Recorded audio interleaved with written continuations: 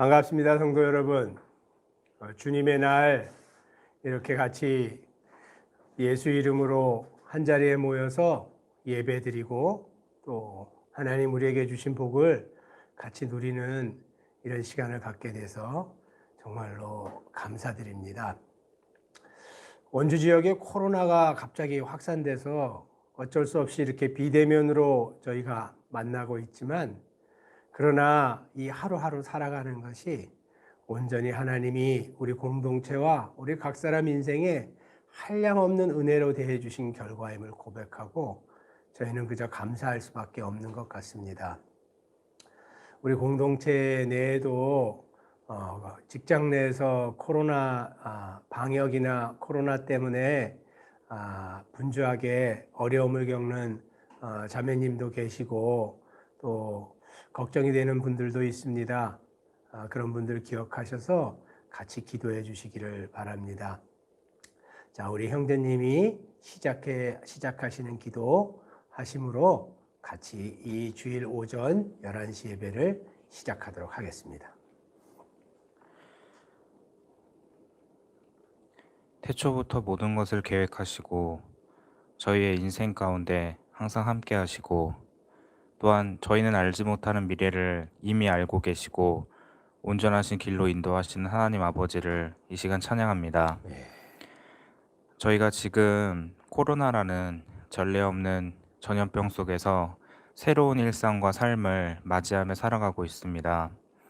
그러나 이 삶 가운데에서도 하나님께서 뜻하신 바가 있고 계획하신 바가 있음을 굳세게 믿음으로 나아갑니다.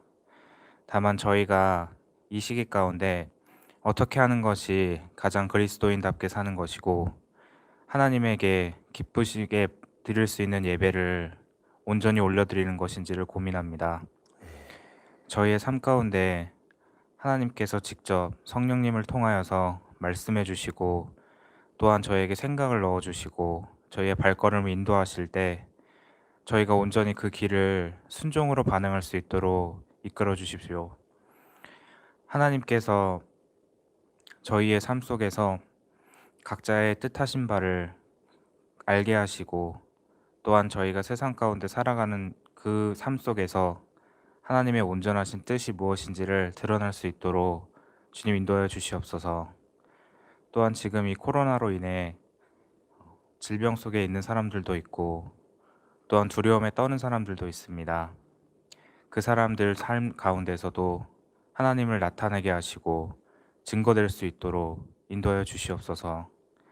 저희의 삶 속에서 주님만이 온전한 길이요 진리요 생명이 될 수 있도록 인도하여 주시옵소서. 이 모든 것을 이루시고 또한 앞으로의 삶까지도 모든 것을 아시는 하나님 오직 한 분만을 의지하고 신뢰하고 믿사오니 주님 인도하여 주시옵소서. 예수님의 이름으로 기도드리옵나이다. 아멘. 오늘 우리가 같이 생각해 볼 성경 본문은 예고해 드린 대로 고린도전서 14장 20절부터 25절까지 아주 짧은 본문이에요. 짧은 본문이기 때문에 우리 한 목소리로 같이 한번 읽어보도록 하겠습니다. 갖고 계신 성경을 펴셔서 온라인으로 같이 하시는 성도님들도 저희가 읽는 것을 듣지만 마시고 본인의 성경을 같이 한번 들고 한번 천천히 소리내서 한번 읽어봤으면 좋겠습니다. 자, 각자 처소에서 예배를 드리시는 성도님들 준비되셨죠? 자, 그러면 우리 고린도전서 14장 20절부터 한번 읽어보겠습니다. 시작. 형제들아, 지혜에는 아이가 되지 말고 악에는 어린아이가 되라. 지혜에는 장성한 사람이 되라. 율법에 기록된 바 주께서 이르시되 내가 다른 방언을 말하는 자와 다른 입술로 이 백성에게 말할지라도 그들이 여전히 듣지 아니하리라 하였으니, 그러므로 방언은 믿는 자들을 위하지 아니하고 믿지 아니하는 자들을 위하는 표적이나 예언은 믿지 아니하는 자들을 위하지 않고 믿는 자들을 위함이니라. 그러므로 온 교회가 함께 모여 다 방언으로 말하면 알지 못하는 자들이나 믿지 아니하는 자들이 들어와서 너희를 미쳤다 하지 않겠냐. 그러나 다 예언을 하면 믿지 아니하는 자들이나 알지 못하는 자들이 들어와서 모든 사람에게 책망을 들으며 모든 사람에게 판단을 받고 그 마음에 숨은 일들이 드러나게 되므로 엎드려 하나님께 경배하며 하나님이 참으로 너희 가운데 계신다 전파하리라. 자, 성도 여러분, 우리가 읽은 이 고린도전서 14장의 그 문제, 고민거리는 뭔가요? 우리가 이 비대면 예배로 이렇게 예배가 또다시 갑자기 전환돼서 이 영상을 처음 접하시는 저희 교회 성도가 아닌 분들은 이 질문을 좀 당혹스럽게 받으실 수가 있겠지만, 저희 교회에서는 고린도전서 본문을 1장 1절부터 같이 강해해서 고린도전서 14장까지 왔어요. 그리고 이제 14장에서 1절부터 19절까지 전주에 생각해 봤어요. 그래서 저희가 20절부터 다시 이제 25절까지 같이 이렇게 나누려고 하기 때문에 이 영상을 처음 접하시는 분들을 위해서 제가 질문을 지금 던진 거예요. 고린도전서 14장의 어떤 전반적인 고민거리와 주제는 어떻게 정리할 수 있을까요? 저번 예배에 대한 복습이죠. 성도님들 답변해 보셔요. 온라인으로 계신 분들 한번 답변해 보세요. 어떻게 정리할 수 있을까요? 고린도전서 14장에 있는 19절까지에 있는 이 고민거리 주제는 어떻게 정리할 수 있을까요? 다른 종류의 질문을 던져볼까요? 그러면 좀 더 이해하시기 쉬울 것 같아요. 지금 고린도 교회에서 발생한 문제는 뭔가요? 바울은 어떤 문제를 가지고 지금 이 고린도전서 14장에서 자신의 강론을 펼치고 있는 건가요?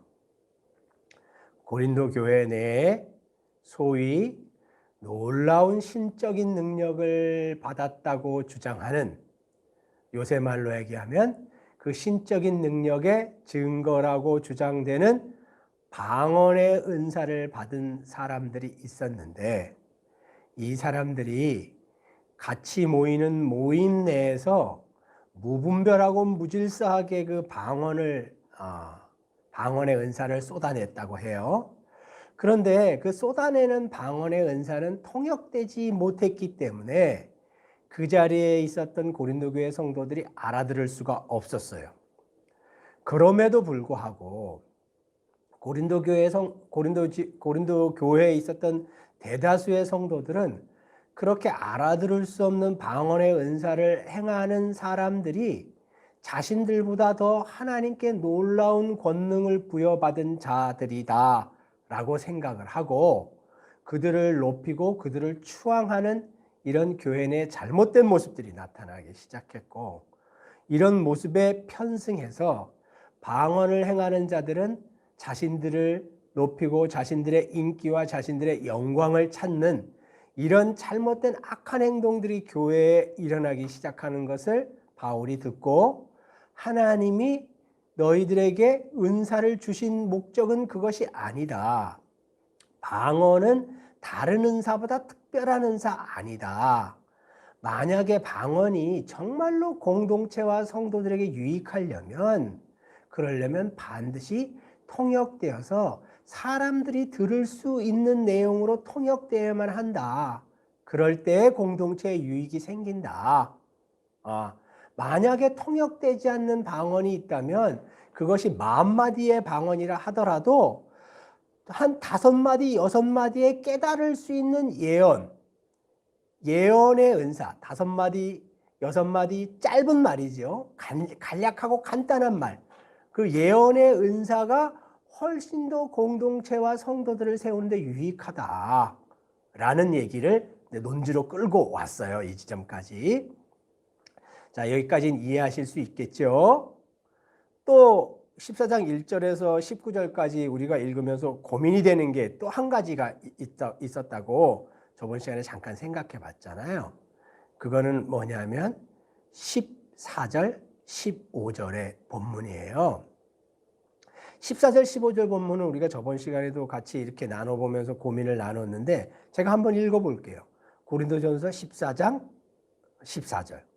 만일 방언으로 기도하면 나의 영이 기도하거니와 나의 마음은 열매를 맺지 못한다.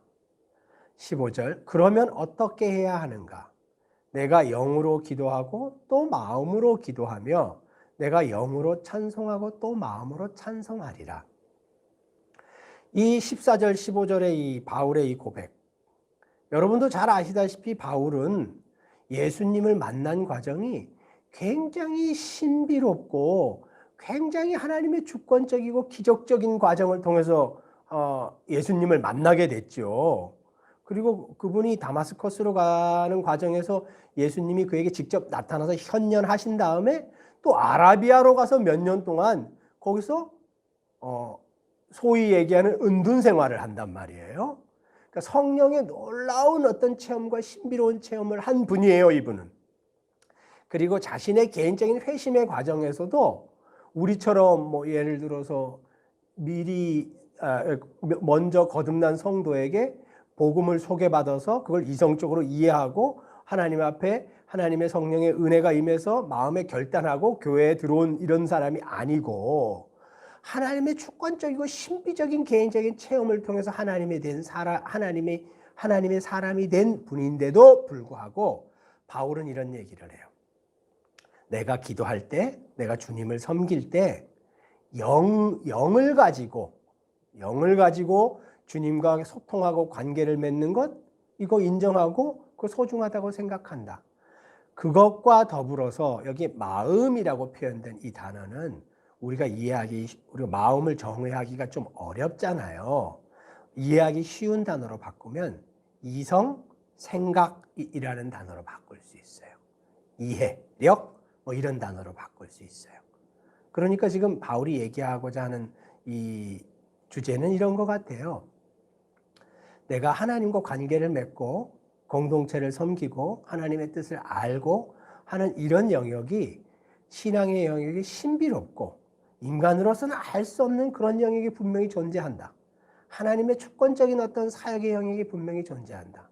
그러나 다른 한쪽의 영역에는 사람인 내가 이해할 수 있고 깨달을 수 있고 받아들일 수 있고 이성적으로 용납할 수 있고 이해할 수 있는 이런 영역이 또한 존재한다.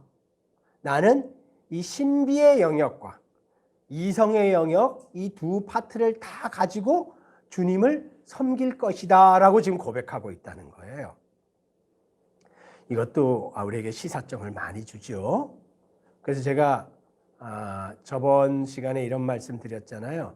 성도님들은 신비의 영역에서 영을 가지고 하나님께 신앙생활하는 것을 더 선호하세요?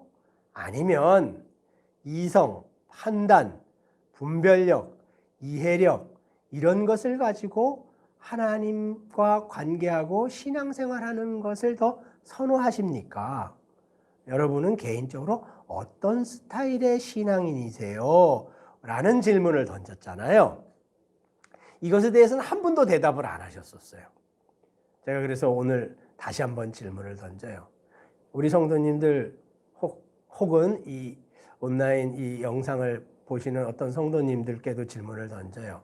여러분은 영을 가지고 하나님과 교제하고 관계 맺고 신앙생활하는 그런 스타일을 선호하는 분이세요? 아니면 이성과 분석과 이해력으로 하나님께 신앙생활하는 것을 선호하는 분이세요? 14절 15절에서 바울의 권면은 그거예요. 신비의 영역과 이해와 생각과 이성의 영역은 신앙생활에 있어서 균형을 잡아야만 한다 라는 것이 바울의 권면이에요. 자, 우리 죄송해요. 이 온라인 예배에 실시간 예배이기 때문에 질문이 하나 들어왔는데 질문을 한번 읽어주시겠어요? 형제님이 질문 한번 읽어주십시오. 방언을 혼자 있을 때 하는 건 괜찮은가요? 고린도 교회에서 방언이 문제가 된 것은 공식 예배 때 여러 사람이 통역 없이 공식적으로 방언을 하였기 때문에 문제가 된 것이지요? 라는 질문입니다. 우리가 일단은 이 질문에 대한 이 본문 내 답변은 고린도 교회 내에서 방언이 문제가 된 이유는 공적인 예배에서 방언을 무질서하게 통역하지 않고 무질서하게 행했기 때문에 문제가 됐어요. 이 본문 내에서. 근데 두 번째, 개인이 하나님께 방언으로 기도할 수 있다라고 이 본문은 또한 주장하고 있어요. 그렇기 때문에 혼자 계실 때 하나님께 방언으로 기도할 수 있다라고 이 본문은 주장하고 있으니까 여러분도 그것은 이해하고 용납하셔야 되겠죠. 그러나 우리가 또 한 가지 꼭 기억해야 될 거는 방언이 하나님이 주신 은사의 한 종류라면 하나님이 은사를 주시는 이유는 그 은사 받는 개인을 위해서 주신다기보다는 타인, 즉 교회나 다른 성도 공동체의 유익을 위해서 나에게 방언을 주신다는 거죠. 방언의 은사를 주신다는 거죠. 그런 면에서 생각해 보면 혼자 계실 때 방언을 하는 것, 물론 이 본문은 그걸 인정하고 있어요. 그러나 그것이 하나님이 방언을 주시는 궁극적인 이유인가? 라는 질문을 또한 던질 수 있어요. 여러분, 제가 던지는 질문 이해하실 수 있죠?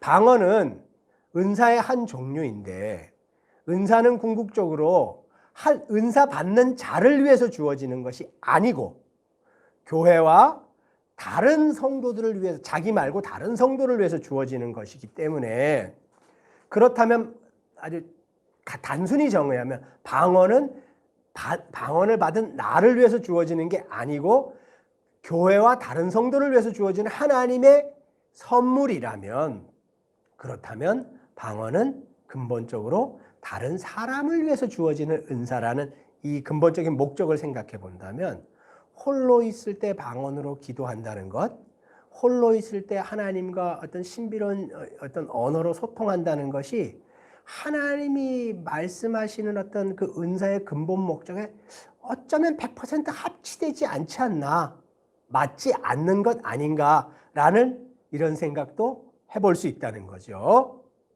이 부분에 대해서 여러분 한번 고민해 보시고 묵상해 보시기를 바라요. 이해하셨죠? 자, 우리 그럼 14장 1절에서 19절까지는 이렇게 정리를 하고 넘어가고요. 우리 14장 20절부터 한번 읽어볼게요. 제가 읽어볼게요. 14장 20절부터 한 절씩 한번 읽어보면서 나가겠습니다. 14장 20절. 형제들아, 지혜에는 아이가 되지 말고 악에는 어린아이가 되라. 지혜에는 장성한 사람이 되라. 맞는 얘기죠. 맞는 얘기인데 이렇게부터 성경이 이렇게 뜬금없이 문맥이 이렇게 확 꼬이는 이런 표현을 하시는 걸까요? 뜬금없이. 그래서 우리가 이런 14장 20절 같은 본문을 읽을 때 이렇게 맞는 얘기처럼 살으라는 거구나. 믿는 자들이 좀 지혜로워지라는 거구나. 악한 행동하지 말라는 거구나. 이렇게 통상적으로 받아들이고 이 본문을 읽는데, 이런 식의 본문을 읽는데, 이런 식의 본문을 만났을 때는 일반적인 어떤 도덕론과 비슷한 이야기, 일반적으로 틀린 얘기 없어 라는 얘기가 본문의 문맥에서 아주 갑자기 불쑥 튀어나오는 이런 경우는 그런 일반적인 결론을 가르치려고 하는 게 아니고, 지금 14장 내에 있는 문맥과 무언가 일맥상통하는 메시지를 쉽게 설명하려고 이 본문을 썼다라는 식으로 읽으셔야 된다는 거예요. 쉬운 말로 다시 한번 표현해 볼까요? 14장 20절은 일반적인 어떤 도덕적인 이야기, 일반적인 맞는 이야기를 성도들에게 가르치려고 그런 게 아니고 14장에 있는 어떤 문제 상황을 잘 설명하기 위해서 도입한 글이라는 거예요. 제 말 이해하셨죠? 자, 한번 그걸 읽어볼게요. 지혜는 아이가 되지 말고 이렇게 표현되어 있는데요. 이것도 뭐 맞는 얘기죠. 어른스러운 어떤 성숙한 지혜를 가져라. 뭐 이런 표현인 것 같지만 이 본래적인 번역은 어떻게 되어 있냐면 지혜는 아이가 되지 말고라는 이 문장의 본래적인 뜻은 뭐냐면 너희는 어린아이처럼 생각하는 것을 멈추라 라는 뜻이에요. 어린아이처럼 지금 생각하고 있는 것을 멈추라 라는 뜻이에요. 형제들아 지혜는 어린아이가 되지 말고 라고 하는 뜻입니다. 여기서 지혜라고 번역된 이 단어는 좀 더 정확한 정확한 의미는 뭐냐면 생각이에요. 혹은 이해예요. 그러니까 아까 제가 말씀드린 대로 어린아이처럼 생각하는 것을 멈추라 라는 이 직역이 훨씬 더 이해하기가 쉬워요. 그러면 여러분, 이 바울이 너희는 지혜에서는 아이가 되지 말라라는 뜻을 이 고린도전서 14장의 배경으로 가지고 와서 풀어서 설명하면 어떻게 설명할 수 있을까요? 어떻게 설명할 수 있을까요? 지혜는 아이가 되지 말고 이거를 본문에 직역하면 너희는 어린아이처럼 지금 생각하고 있는데 어린아이처럼 제발 생각하지 말라 라고 지금 바울이 얘기한다는 거죠. 그렇다면 이걸 고린도전서 14장 본문의 배경으로 가지고 와서 설명하면 어떻게 설명할 수 있을까요? 고린도전서 14장은 은사와 은사 사용에 대한 문제가 쟁점이잖아요. 그러니까 그 배경에서 설명하면 은사를 사용할 때 그 받은 은사를 이용해서 자기 영광을 드러내고 자기 숭배를 하고 인간을 높이고 하는 이런 잘못된 생각, 잘못된 깨달음을 즉시 멈추라는 거예요. 그러니까 지금 정확히 이 바울은 고린도전서 배경의 고린도 교회 내에서 벌어진 상황을 아주 신랄하게 지적하고 있는 거죠. 은사를 갖고 그 은사를 공동체와 교회를 위해서 사용하는 것이 아니라 그 은사를 자기를 드러내고 자기를 높이고 은사를 받고 있는 어떤 인간을 숭배하고 거기에 모이고 또 스스로를 높이고 하는 이런 잘못된 깨달음이나 잘못된 행동을 멈추라는 거예요. 아주 정확하게 지적을 하고 있죠. 그 다음에 20절 중간 본문은 악에는 어린아이가 되라. 이 악에는 어린아이가 되라는 이 번역 또한 그러면 14장 배경에서는 어떻게 바꿀 수 있을까요? 똑같아요. 앞에 설명과 똑같아요. 너 자신이 받은 은사를 이용해서 너 자신을 높이고 너 자신을 숭배하고 추앙하는 이런 죄되고 악한 동기의 행위를 더 이상 하지 말라는 거예요. 그렇다면 20절에 있는 이 얘기는 직접적인 타겟은 누굴까요? 방언의 은사를 행하고 있는 사람들이에요.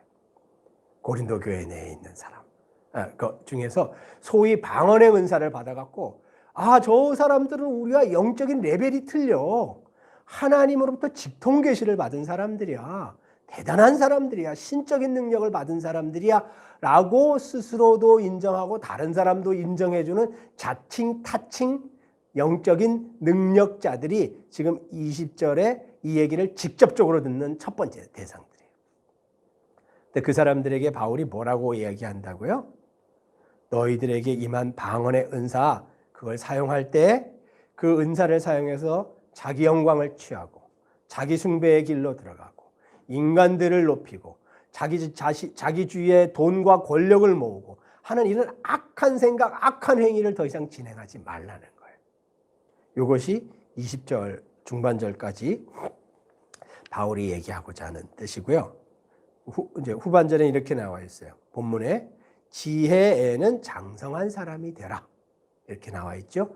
지혜는 아까 말씀드렸잖아요. 생각, 이해, 판단, 이런 단어가 훨씬 적합한 단어예요. 이해하기가 훨씬 적합한 단어예요.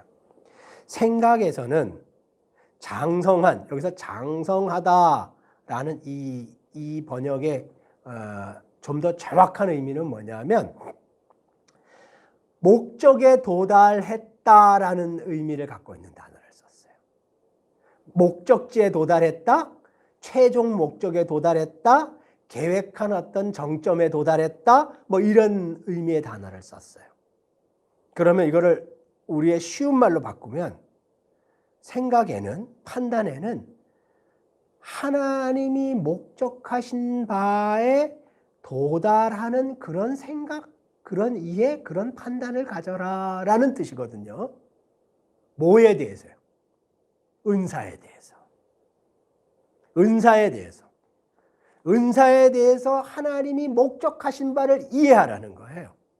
은사를 하나님이 교회에 부어주신 뜻, 그 본래 목적, 하나님의 계획, 그걸 이해하라는 거예요. 그래서 하나님이 그것을 주신 그 지점에 도달하라는 거예요. 이거를 번역을 지혜는 장성한 사람이 되라 이렇게 번역을 해놨어요. 자, 그럼 우리 20절 번역은 다 이해하실 수 있겠죠? 이걸 한번 쉬운 말로 표현하면 은사를 주신 하나님의 동기를 잘 이해하고 그 하나님의 동기대로 은사를 잘 사용해서 하나님이 은사를 주신 하나님의 목적을 이루라는 것이 지혜에는 장성한 사람이 되라 라는 이 얘기로 이렇게 바울의 번역을 바꿔놨어요. 20절의 그 첫 번째 청자들, 듣는 사람들이 누구라 그랬죠? 교회 내 소위 방언의 은사를 받았다고 주장하는 사람들이에요. 그렇다면 그들을 대상으로 지금 바울이 이야기하고 있는데 이걸 쉬운 말로 바꾸면 여러분, 방언의 은사를 받은 사람들에게 얘기하는 거예요. 여러분에게 방언의 은사가 임했다면 하나님이 그 은사를 여러분에게 왜 주셨는지 그것을 바르게 깨달으십시오. 그리고 그 은사를 주신 하나님의 그 은사 주신 목적을 깨닫고 그 목적을 이루는 방식으로 당신들에게 임한 그 방언의 은사를 사용하십시오. 그 방언의 은사를 자신을 높이거나 자기의 권력이나 영광을 취하는 악한 행위의 수단으로 사용하면 절대로 안 됩니다. 라는 얘기를 이렇게 바울은 써놓은 거예요. 이해하셨죠? 자, 그럼 우리 21절로 한번 넘어가 봐요. 21절. 율법에 기록된 바 주께서 이르시되 내가 다른 방언을 말하는 자와 다른 입술로 이 백성에게 말할지라도 그들이 여전히 듣지 아니하리라 하였으니. 이런 본문을 여러분 그냥 쑥 읽어보면 이거 구약에서 갖고 온 인용 본문이잖아요. 이사야서 본문인데요. 그냥 우리가 쑥 읽어보면은 그 인용한 곳을 찾아가서 문맥을 찾아서 읽지 않고 그냥 이 신약 성경 내에서 구약 본문을 쑥 읽잖아요. 그러면 대부분 다 오독해요. 대부분 이 인용한 뜻을 잘못 이해하게 돼요. 이것도 그냥 쑥 읽어보면 방언으로 이야기했는데도 안 듣는다는 얘기네. 이런 뜻으로 읽을 수 있잖아요. 그죠?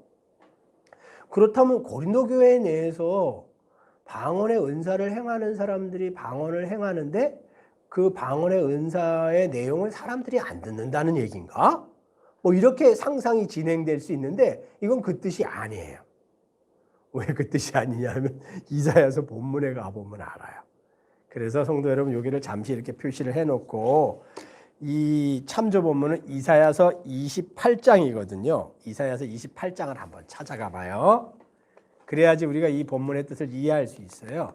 이사야서 28장 1절부터 읽으면 더 좋은데 1절부터 읽지 말고 시간상 제약이 있어서 우리는 7절부터 13절까지만 읽어볼 거예요. 우리 형제님이 이사야서 28장 7절부터 13절까지 한번 큰 소리를 한 번만 읽어주세요. 이사야서 성도님들 찾으셨죠? 이사야서 28장 7절부터 13절까지 읽을 건데요. 이 지금 고린도전서 14장의 인용 본문은 11절이에요.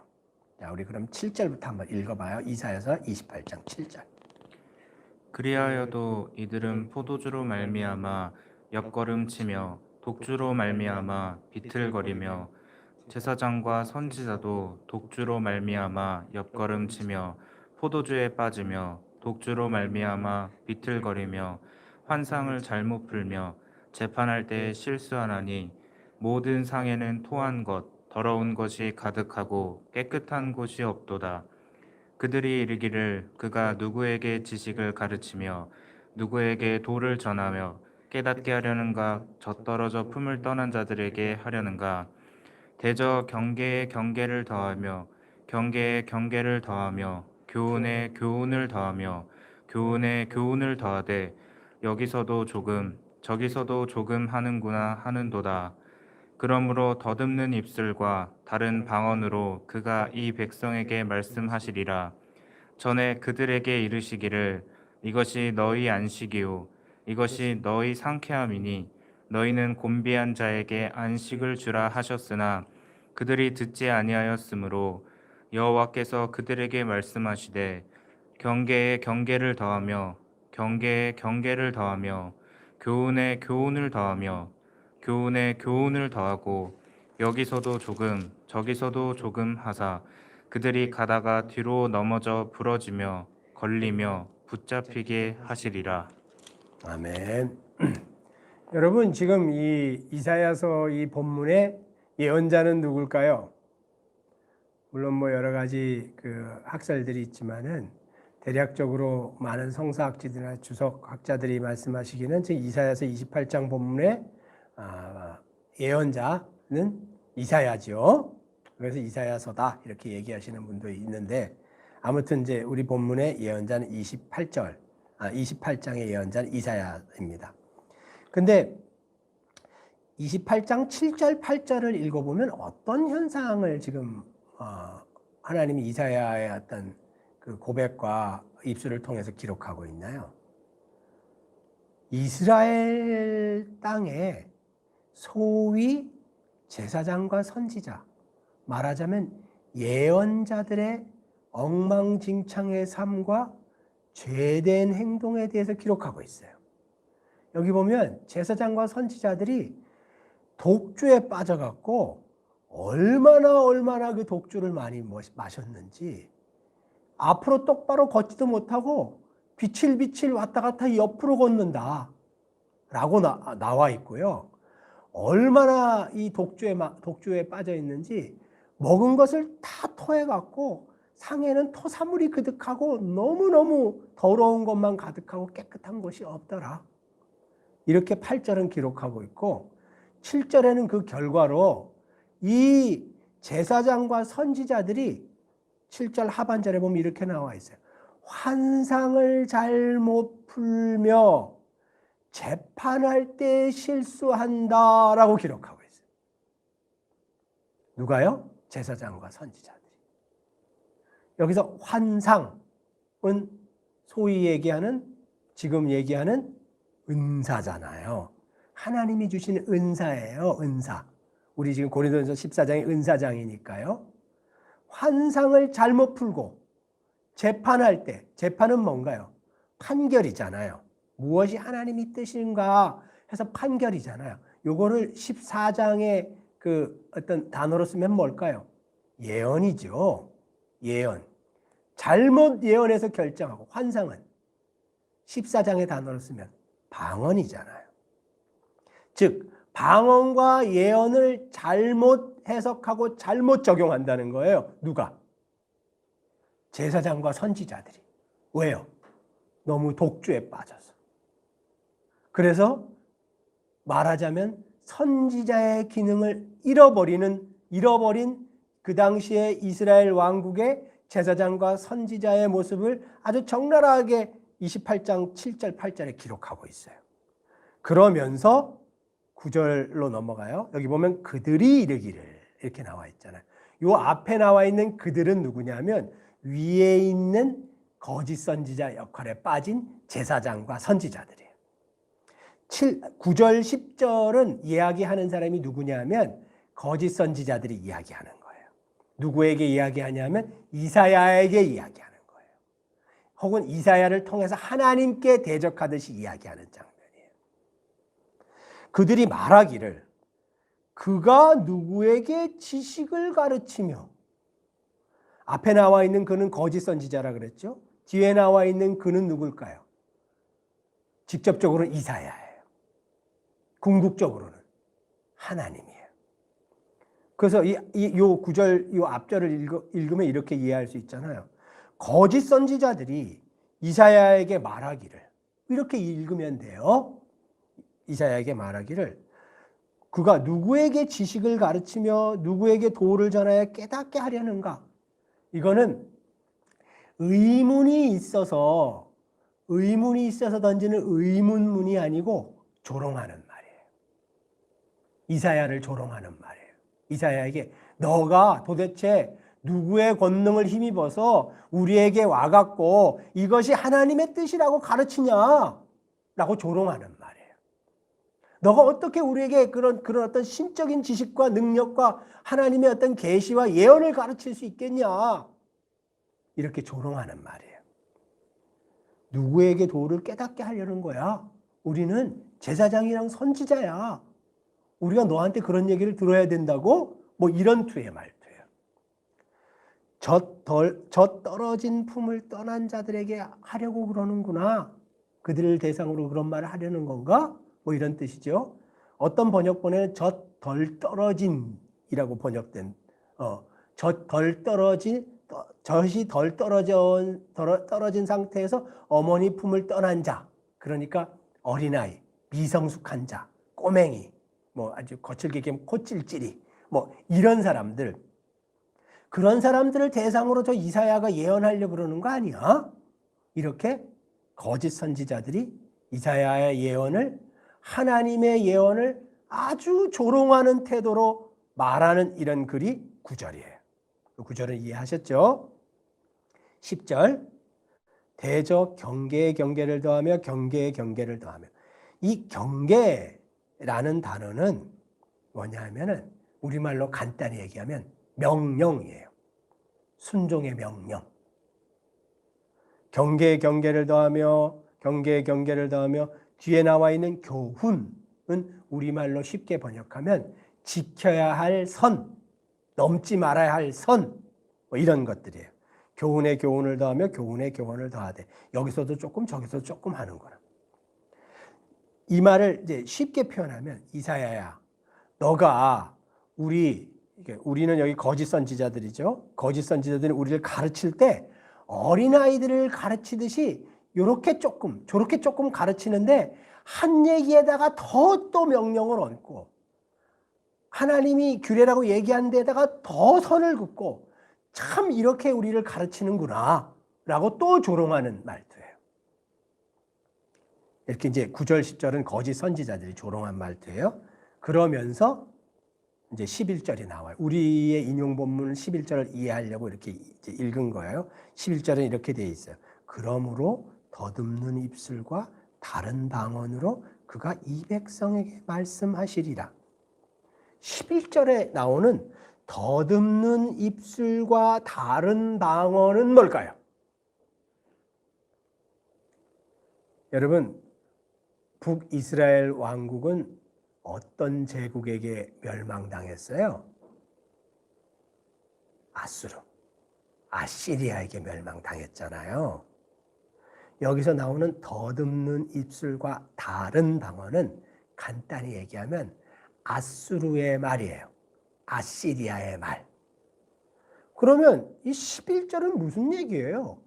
하나님이 이사야가 아무리 가서 옳게 예언을 해도 거짓 선지자들이 이사야의 예언을 안 듣고, 야 이사야야, 그게 뭐 여호와의 예언이냐? 너는 애들 가르치듯이 우리를 대하는구나.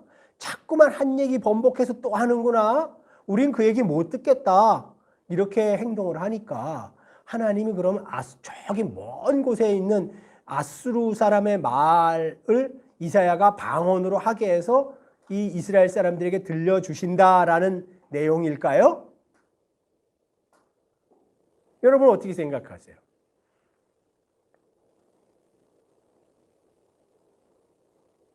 이건 그런 내용이 아니고 간단히 얘기하면 결과론적으로 이사야를 통한 하나님의 경고의 예언을 듣지 않았던 거짓 선지자와 이스라엘 백성들에게 그들의 귀가 아수르의 말을 듣게 되는 상황이 올 거라는 거예요. 아수르의 말을 듣게 되는 상황은 다른 말로 간단히 바꾸면 어떤 상황을 뜻해요? 아시리아에게 철저히 점령당하는 상황이 올 거라는 거예요. 그러니까 11절 얘기는 하나님의 강력한 경고의 얘기예요. 너희들이 이사야의 올바른 예언을 조롱하고 이사야의 입을 통해서 내려지는 나의 권명과 예언 이걸 조롱하면서 끝까지 안 듣는데 만약에 너희들이 그렇게 계속 이 올바른 예언을 안 들으면 어떤 일이 벌어지냐면 너희들이 이사야의 그 예언을 어린아이 가르치듯이 제제제 조조조 엉망진창에 참 그런 예언이라고 조롱했는데 그렇게 너희들이 조롱한 것과 똑같은 이방 민족의 이야기를 직접 너희들이 듣게 되는 상황이 올 거야 라는 얘기가 11절의 이야기예요. 그러니까 11절의 얘기를 고린도전서의 이 배경으로 한번 다시 가볼까요, 여러분? 왜냐하면 이게 이제 그 인용 본문이니까 우리가 알아야 되니까. 고린도전서 14장 21절이 그것의 인용 본문이거든요. 제가 한번 읽어볼게요. 다시 오셨어요? 고린도전서 14장 21절 율법에 기록된 바 주께서 이르시되 내가 다른 방언을 말하는 자와 다른 입술로 이 백성에게 말할지라도 그들이 여전히 듣지 아니하리라 하였으니 그들이 여전히 듣지 아니하리라는 것은 실제 본문에는 안 써 있지만 이렇게 인용을 했죠. 이건 무슨 뜻일까요? 그러면 이사야서의 그 본문의 배경을 우리가 지금 이해했잖아요. 올바른 예언, 하나님의 올바른 예언, 올바른 조언이 소위 얘기하는 거짓 선지자들에게 전해졌어도 그들이 듣지를 않고 계속 그 올바른 예언을 거부할 때 결국에는 그 거짓 선지자들과 이스라엘 백성들은 그들이 그렇게 갈망하는 방언, 즉 아수르의 말을 직접 듣게 되는 상황을 맞게 된다라는 것이 이사야서 본문의 뜻이라면 그러면 21절의 내용은 무슨 뜻일까요?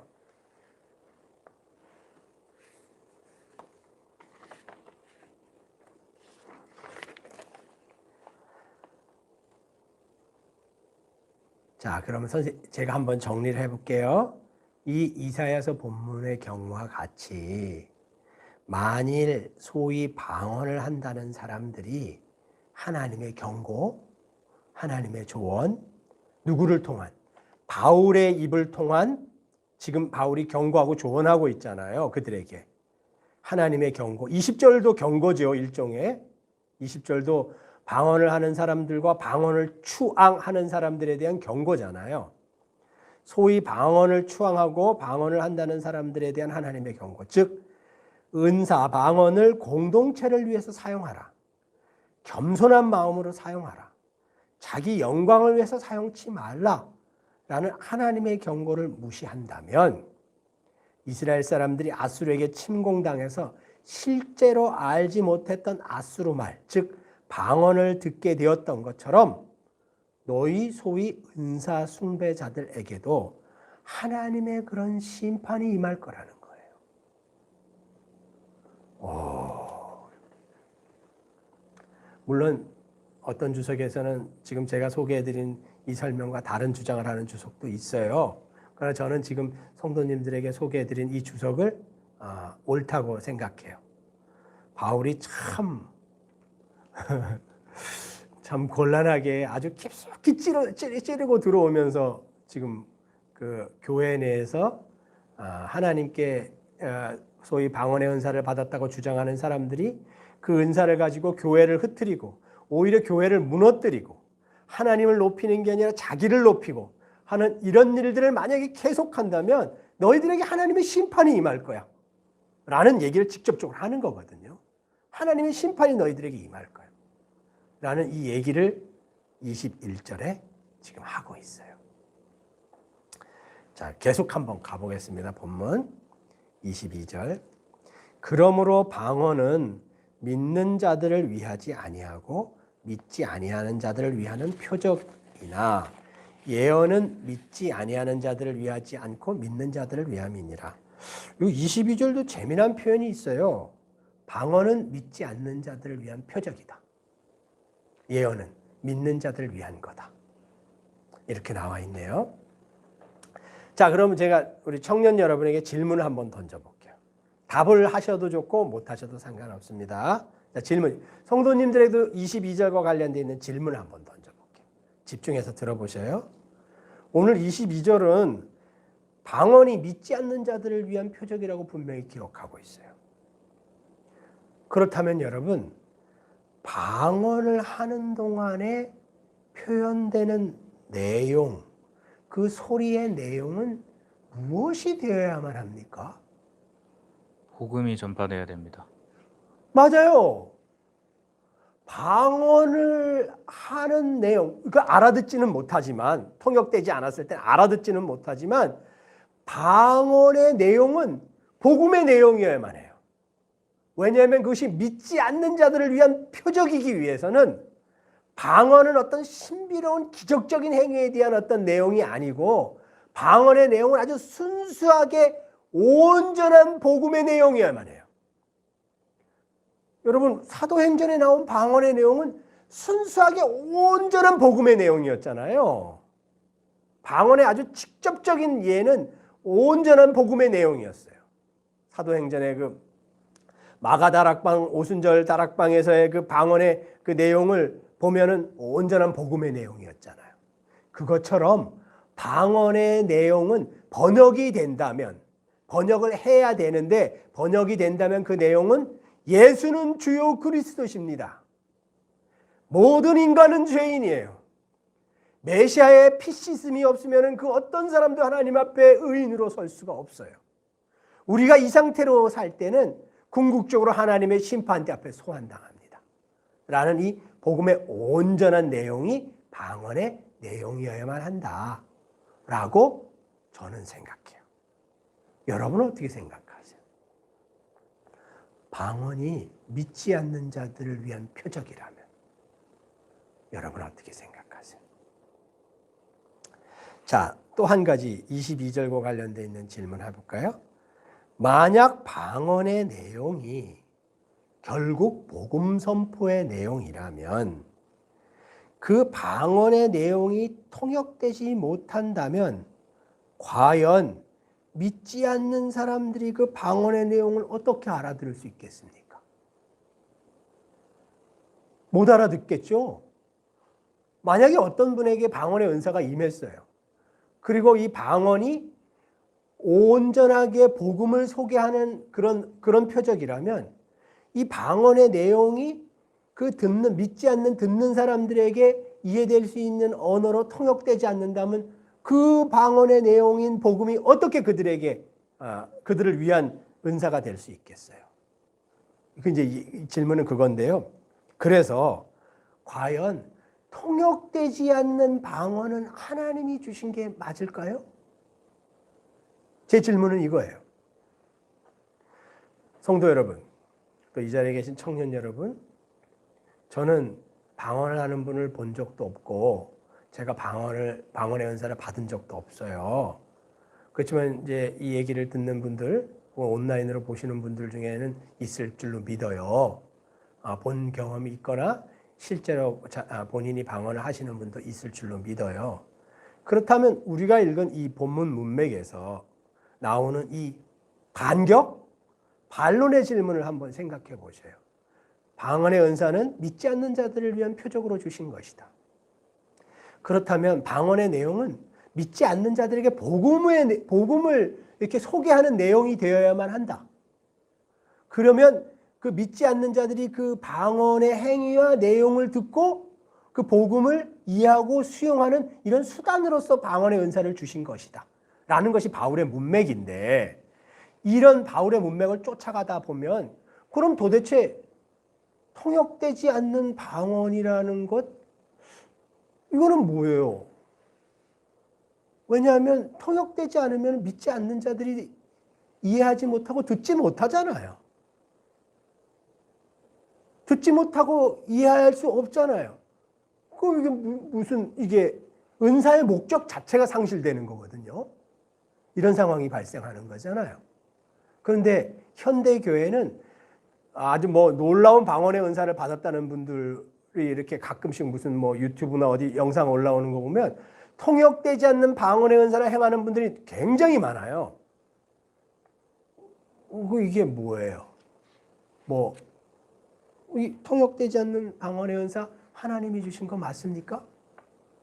하나님은, 은사는 하나님의 목적을 이루기 위해서 주시는 건데 그 은사를 받는 개인을 위한 것이 아니고 타인을 위해서, 공동체를 위해서 주시는 건데, 그렇다면 이게 통역되지도 않고 다른 사람들이 알아들을 수도 없고 자기 만족적이고 자기 위안적인 어떤 신적인 신비로운 능력, 이거 하나님으로부터 온 거 맞아요? 이게 하나님의 은사라고 이야기할 수 있어요? 뭐 이런 질문이에요. 제가 지금 던지는 질문은. 여러분 생각은 어떠세요? 이 방언에 대해서 이래서 사실 두 가지를 주장하는 글들을 많이 보게 되는데요. 이제 첫 번째는 지금 말씀 주신 주석에 대한 해석이 있고, 또 이제 방언을 많이 하는 사람들이라던가 기존 교단에서 방언을 지지하는, 은사 중에 뭐 최고의 은사는 방언이다라고 이제 주장하는 사람들의 말을 들어보면 로마서 8장 26절에서 27절을 증빙 구절로 많이 활용을 합니다. 네. 그래서 이제 이와 같이 성령도 우리의 연약함을 도우시나니 우리가 마땅히 빌 바를 알지 못하나 오직 성령이 말할 수 없는 탄식, 여기에 그 말할 수 없는 탄식을 방언으로 두는 거죠. 예, 탄식으로 우리를 위하여 친히 간구하시느니라 라고, 마음을 감찰하시는 이가 성령의 생각을 아시나니 이는 성령이 하나님의 뜻대로 성도를 위하여 간구하심이니라 예. 라는 거를 통해서 방언이 어떤 그 개인의적인 거를 초월한 그 성령님의 말할 수 없는 탄식이고 성령님이 기도를 시킨다 라는 거를 통해서 이제 또 다른 방언을 지지하는 구절로도 쓰이는데, 혹시 이 해석에 대해서는 어떻게 생각하시는지 궁금합니다. 그렇게 이제 주장하는 주장이 있다는 거 이제 저도 아는데, 이 고린도전서 14장의 문맥 내에서는 물론 이제 이 14장에서도 보면은 하나님께 영으로 기도한다라는 내용이 분명히 있죠.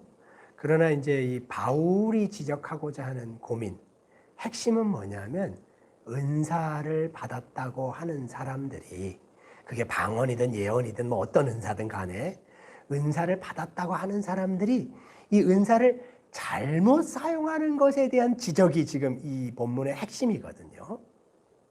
그 동기죠, 동기. 은사를 받았다고 하는 사람들이 은사를 사용할 때 어떤 동기로 사용하냐면 이걸 자기를 높이거나 자기를 드러내거나 자기 영광을 취하는 동기로 사용한다는 거죠. 그거 잘못됐다는 거죠. 그렇다면은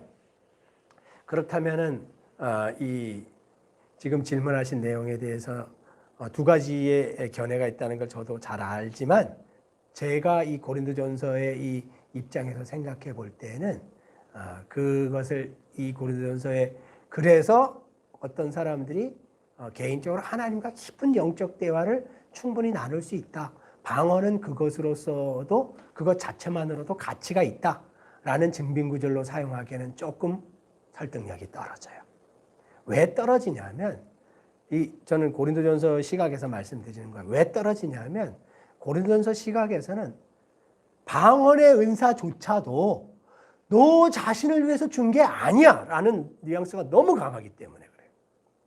너 자신을 위해서 준 거 아니야, 너를 위해서 준 거 아니야 라는 뉘앙스가 너무 강하기 때문에 그래요. 너 좋으라고 준 거 아니야, 더 나아가면 뭐 이런 뜻이 강하기 때문에 그래요. 그래서 바울은 끊임없이 통역하고 번역돼야 된다고 계속 강조를 하는 거예요. 통역해야 된다. 안 그러면 혼자 집에서 해요. 뒤에 그 본문이 나오죠. 그래서 저는 혼자 기도하는 거 틀렸다고 말씀 안 드려요. 그러나 그것이 혼자 집에서 자기 혼자 기도하는 것이 방언 은사를 주신 하나님의 목적의 가장 큰 부분이다라고 오해. 그거 명백한 오해고 그건 오해예요. 하나님이 방언의 은사를 주신 기본적인 뜻은 뭐냐면 방언을 사용해서 믿지 않는 자들, 타인들에게 복음의 내용을 열어 제껴주고 들려주고 해서 그들이 하나님께 회심하고 자복하고 거꾸러지게 하는 것이 방언의 은사를 주신 내용이다라는 게 우리가 25절까지 읽는 내용이거든요. 그렇기 때문에 그래요. 그러니까 그런 쪽으로 한번 이렇게 보시면 좋을 것 같아요. 물론 이제 그런 주장 분명히 있어요. 자, 그럼 우리 조금 더 나가 볼까요? 24절. 22절은 금방 했고요. 23절은 그냥 읽으면 이해될 것 같아서 23절은 제가 그냥 읽고 넘어가겠습니다. 그러므로 온 교회가 함께 모여 다 방언으로 말하면 알지 못하는 자들이나 믿지 아니하는 자들이 들어와 너희를 미쳤다 하지 않겠냐?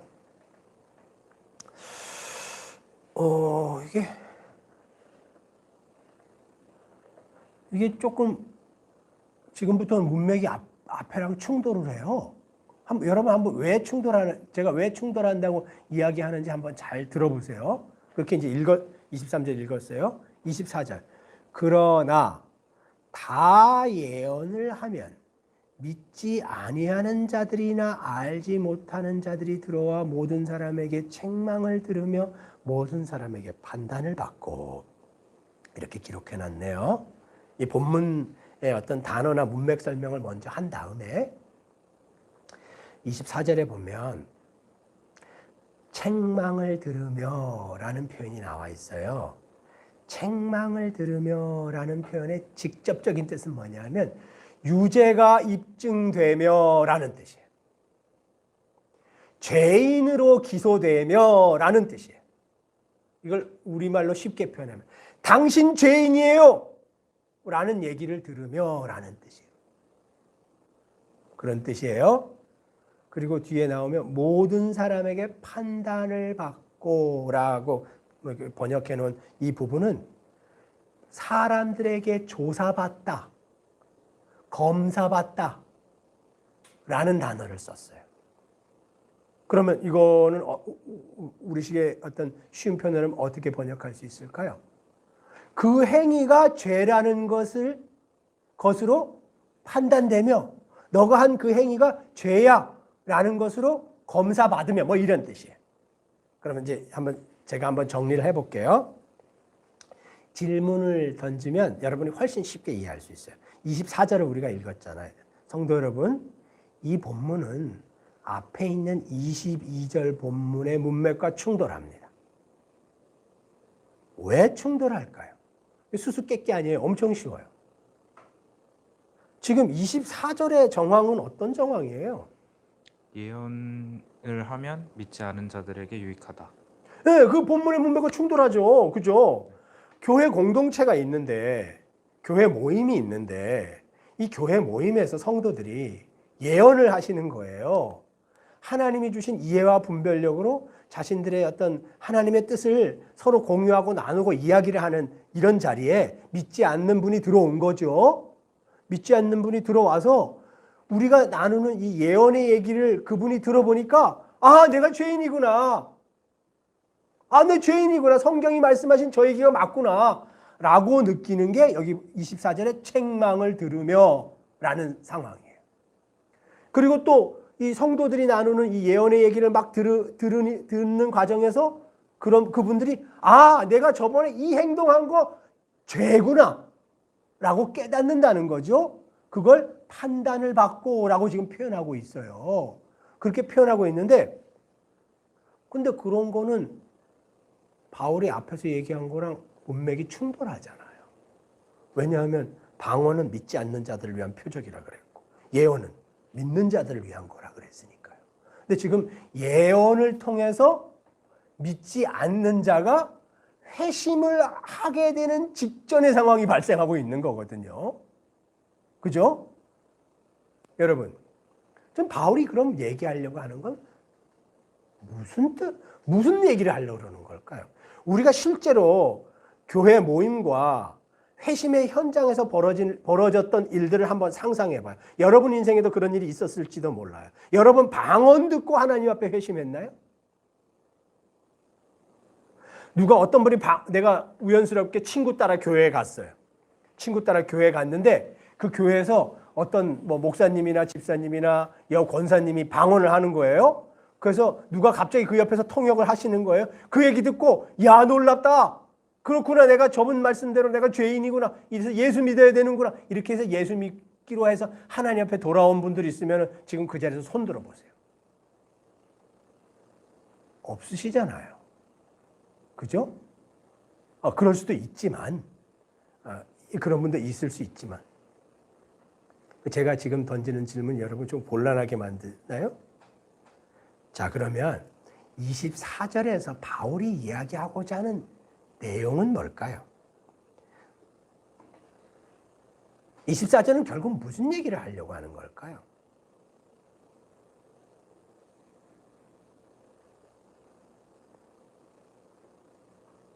간단히 얘기하면 형제님 말씀해 보세요. 예언하는 것에 힘쓰라는 포인트가 좀 더 방언보다 예언 쪽에 가는 것 같습니다. 그러니까 믿지 않는 자들이 구원을 얻기 위해서는 너희들이 알고 있는 것처럼 그 방언을 그렇게 한다고 사람들이 구원을 이루는 게 아니라 어쩌면 너희가 예언에 힘써서 그 사람들에게 밝히 알려주는 것이 더 유익하다라는 그렇죠. 잘 대답해 주셨어요.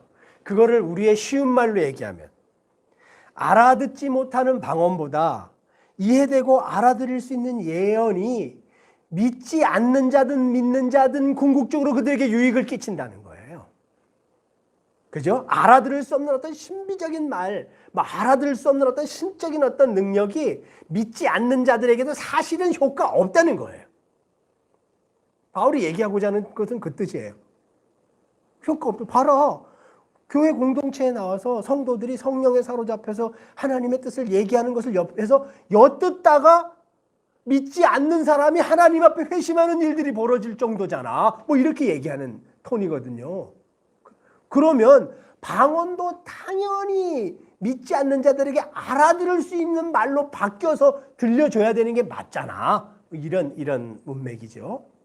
그러니까 여러분 오늘부터 하나님의 교회 공예배에서 공적인 모임에서 알아들을 수 없는 신비로운 신적인 능력의 표현은 반드시 하나님이 주신 또 다른 은사인 통역의 은사를 통해서 알아들을 수 있는 말로 교회 공동체에 다시 전달돼야만 해요.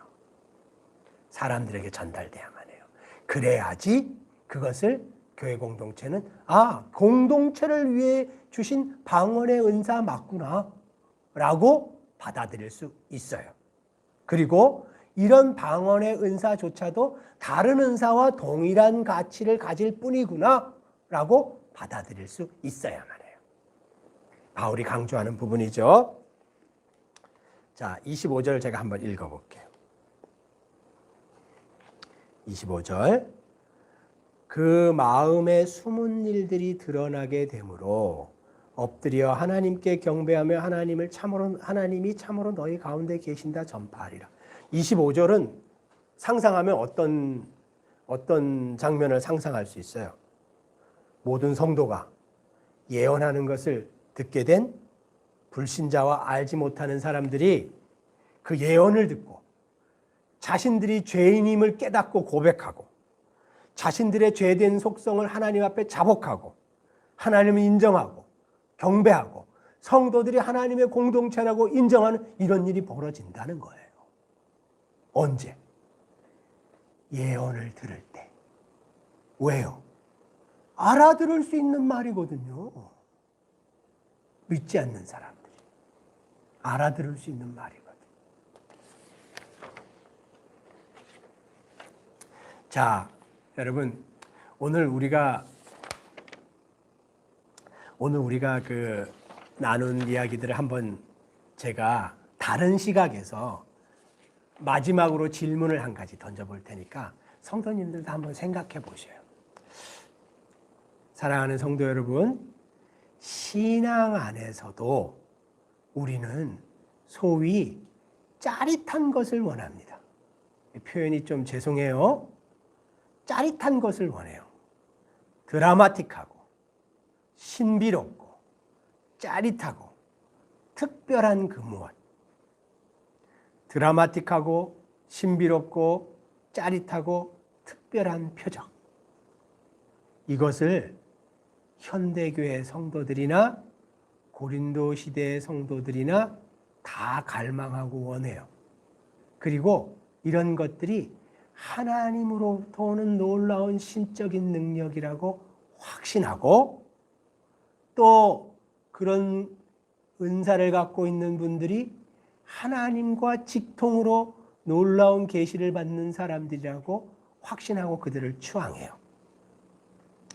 이런 우리의 본성 때문에 우리 성도들은 무슨 기적적인 체험, 어떤 영적인 능력 이런 것들을 가지고 있다는 사역자나 사람들에게 몰려들고 자신들도 그런 걸 경험하기를 갈망해요. 특히나 은사주의가 강한 공동체는 더더군다나 이런 일이 더 심해요. 근데 성도 여러분, 우리 삶의 다른 일면으로 한번 고개를 돌려보면 다른 쪽의 삶의 모습, 다른 쪽의 신앙의 모습은 밋밋하고 별일 없고 무덤덤하고 전혀 드라마틱하지 않은 일상이 자리 잡고 있어요. 우리들의 그 신앙의 밋밋하고 드라마틱하지 않은 일상은 일어나서 직장 가고 학교 가고 퇴근하고 가족들이랑 지내고 예배당에 오고 아무런 일이 없는 밋밋한 일상, 이것을 말해요. 만약 우리가 짜릿한 신앙, 드라마틱하고 신비롭고 특별한 표적으로서의 신앙에 몰입한다면 어떤 일이 벌어질까요? 그렇게 된다면 밋밋하고 별일 없는 일상으로서의 신앙을 살아내는 것은 점점 더 하찮아 보입니다. 그래서 그런 삶 속에서 하나님이 원하시는 것을 깨닫지 못하거나 둔감해지기 십상이에요. 그것에 대한 반대급부로 다시 짜릿한 신앙의 표적으로 성도들은 눈길을 돌립니다. 자, 여러분의 신앙과는 콜라처럼 톡 쏘는 그런 것들을 추구하는 스타일입니까? 아니면 여러분의 신앙과는 물처럼 덤덤한 그런 것들을 추구하는 신앙입니까? 자, 제 질문을 여러분 이해하셨죠? 여러분 신앙과는 어떤 스타일이에요? 저는 이 고린도 교회 성도들에게서 발생한 문제의 기본적인 어떤 바탕이 뭘까라는 것을 생각해보고 묵상하다가 이 질문을 만들게 됐어요. 우리가 예수를 믿고 쫓아가고 따르는 그 길 자체가 무언가 특별하고 드라마틱하고 신비롭고 톡 쏘고 짜릿하고 이런 일들의 연속이라고 이해하는구나. 그래서 그런 일들이 나에게 계속 일어나기를 갈망하고 또 그런 일들이 일어났다 혹은 일어났다고 주장하는 사람들이 정말로 하나님과 깊은 관계를 맺는 성령의 사람이구나 라고 생각하는 성향이 강하다는 거예요. 그래서 정작 성령 하나님이 일하시고 성령 하나님이 관심을 갖고 계시는 덤덤한 일상들 있잖아요. 아무 일도 안 일어나는 것처럼 보이는 일상들. 일어나서 출근하고 가족들이랑 지내고 설거지하고 휴지 줍고 친구들이랑 지내고 학생들은 매일 학교 가서 일하는 그 지루한 일상들, 직장인들은 매일 스트레스랑 압박을 받으면서 나가서 일하는 그 일터의 일상들, 아무런 일도 안 일어나죠. 거기서 어떤 종교적인 어떤 특별한 일들 같은 거 안 일어나죠.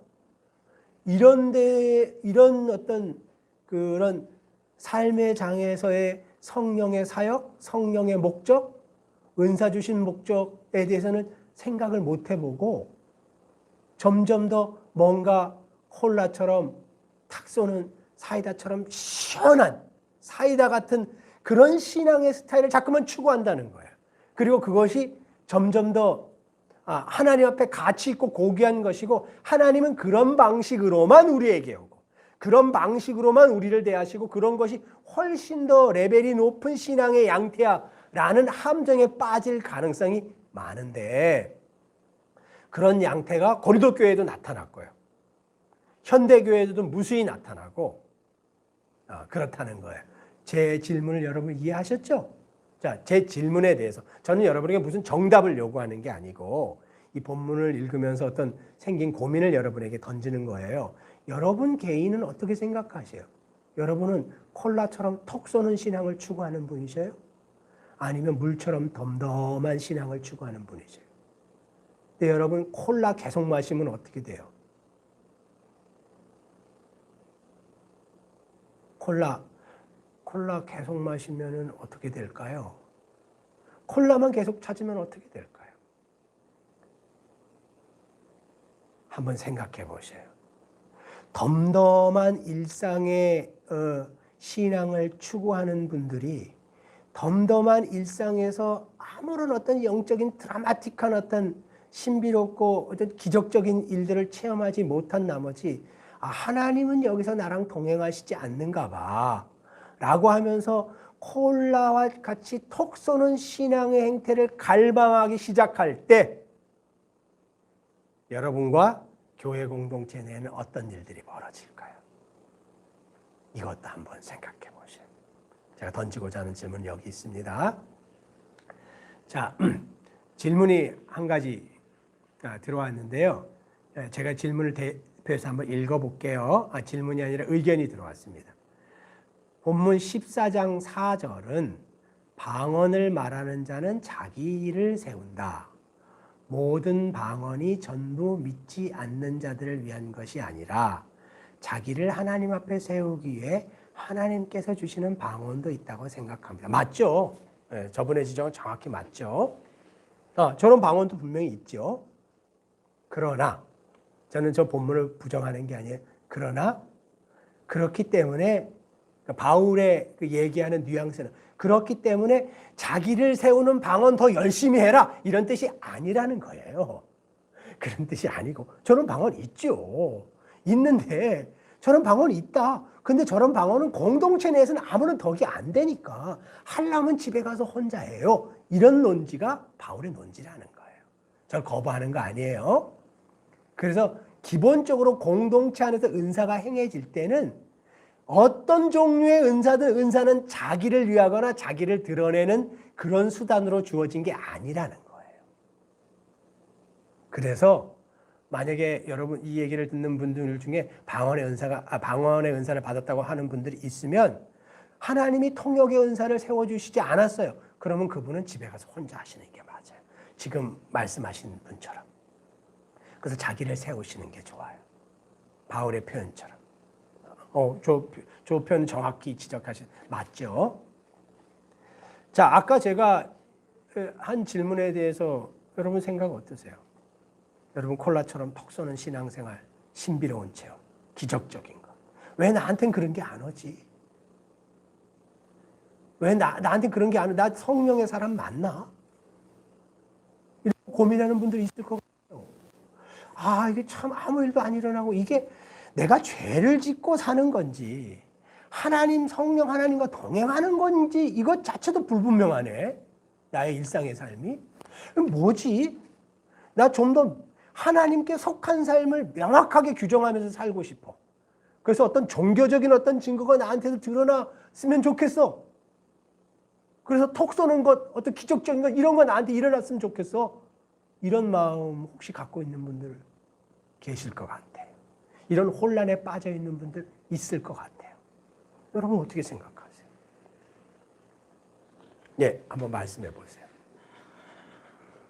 사실 이제 톡 쏘는 거를 추구하는 사람들이 대다수일 거라고 생각을 합니다. 근데 그것만을 쫓아가다 보면 오히려 역설적으로 더 힘들 것 같습니다. 더 힘들고 더 궁핍하고 메마른 삶이 돼가면서 일종의 중독자 같은 현상들이 일어날 거라고 생각을 하고요.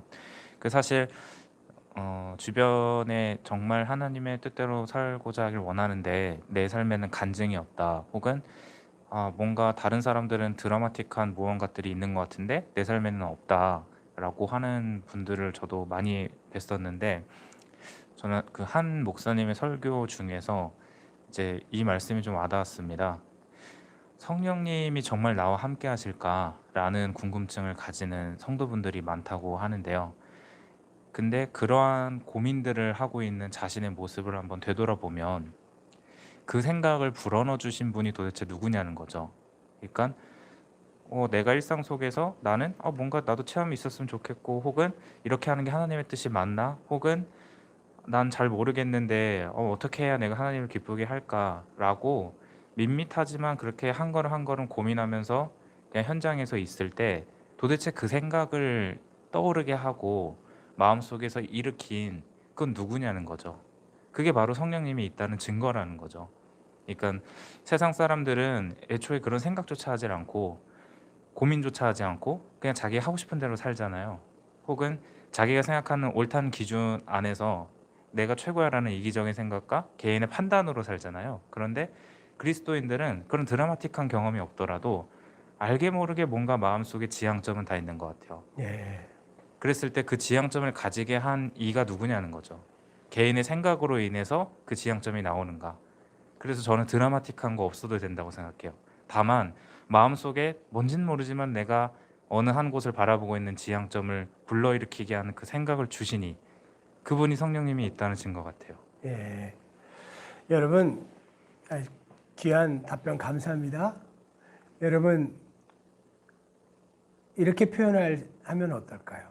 만약에 하나님이 보실 때 우리 공동체 교회에게 혹은 이 원주 지역에 오순절 마가야 다락방에서와 같은 아주 수많은 놀라운 방언에 아주 물붓는 불 같은 은사가 필요하다고 판단하시면 주실 것 같아요. 전 방언의 은사를 거부하는 사람 아니고 바울도 방언의 은사를 거부하는 분이 아니잖아요. 필요하면 방언의 은사 주실 것 같아요. 필요하면 신유의 은사, 병 고침의 은사 주실 것 같아요. 필요하면 죽은 자도 일으키는 은사 그 누구에게인가 부어서 주실 것 같아요. 안전병이도 일으키고 주실 것 같아요. 필요하시면. 하나님 필요하시면 주실 것 같아요. 일단 저는 여기에 동의해요. 그리고 그게 좀 더 균형적인 성경을 읽는 시각이라고 생각해요. 필요하면 얼마든지 주실 수 있다. 그리고 두 번째 우리가 이 본문을 읽으면서 정리할 수 있는 거는 그 모든 은사는 그게 방언의 은사든 신유의 은사든 병 고침의 은사든 무슨 기적적인 은사든 간에 모든 은사는 결국에는 교회를 세우고 성도를 세우는 것이 근본적인 목적이라는 거예요. 여기서 일탈할 때, 길을 벗어날 때 그 은사를 행하는 사람은 결국에는 자기를 높이거나 자기를 인정하거나 자기 명성을 추구하는 길로 빠질 수밖에 없는데 바울은 그 지점을 정확히 지적하고 있어요. 이걸 조심해야 된다라고 지적하고 있어요.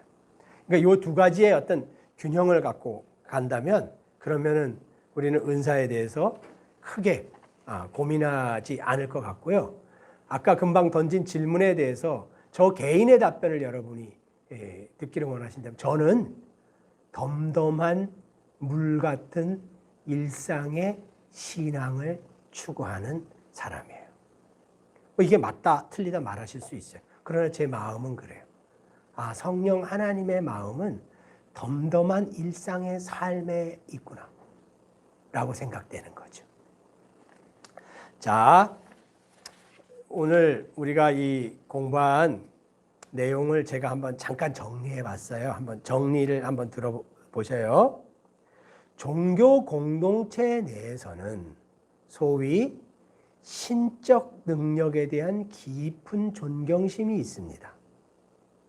그런 신적 능력의 증거로 우리가 믿는 것 중에 하나가 방언입니다. 그래서 성도들은 방언을 행한다는 사람들을 우러러 봅니다. 어떤 특별한 신적 능력이 직통으로 하나님으로부터 전달됐다고 믿기 때문에 방언자들을 높이고 따릅니다. 그런데 오늘 본문은 그런 행동에 대해서 지혜는 아이가 되지 말고 일에는 어린아이가 되라고 이야기를 하고 있습니다. 악에는 어린아이가 되라고 이야기를 하고 있습니다. 지혜에는 장성한 사람이 되라고 조언하고 있습니다. 즉 하나님이 방언의 은사를 주신 이유가 무엇인지 깊이 생각하라. 그리고 그 방언의 은사를 갖고 자신을 높이고 사람을 숭배하는 악한 행동을 하지 마라. 하나님께서 방언 주신 목적을 깊이 생각하고 묵상하고 그 목적에 맞게 그 방언 은사를 사용하라고 경고하고 있고, 만약에 그 은사를 그렇게 사용하지 않았을 때에는 너네가 내뱉는 그 이상한 소음과 같은 이야기를 직접 듣게 되는 심판을 겪게 될 거다라는 이야기까지 지금 하고 있다는 거예요. 그러니까 여러분, 이 경고의 이야기를 들으면서 소위 하나님의 교회 안에서 은사를 충만하게 받았다는 분들은 하나님이 은사 주신 목적을 정말로 깊이 생각해 보시기를 바라요. 그리고 그 은사를 자기를 위해서 사용하는 순간 하나님은 그 일을 반드시 교훈하시고 반드시 책망하시고 반드시 징계하실 거예요. 왜냐하면 은사를 자기를 위해서 사용하는 순간 하나님의 교회는 흐트러지고 무질서해지고 혼란이 오고 하나님의 영광은 감춰지기 때문에 그래요.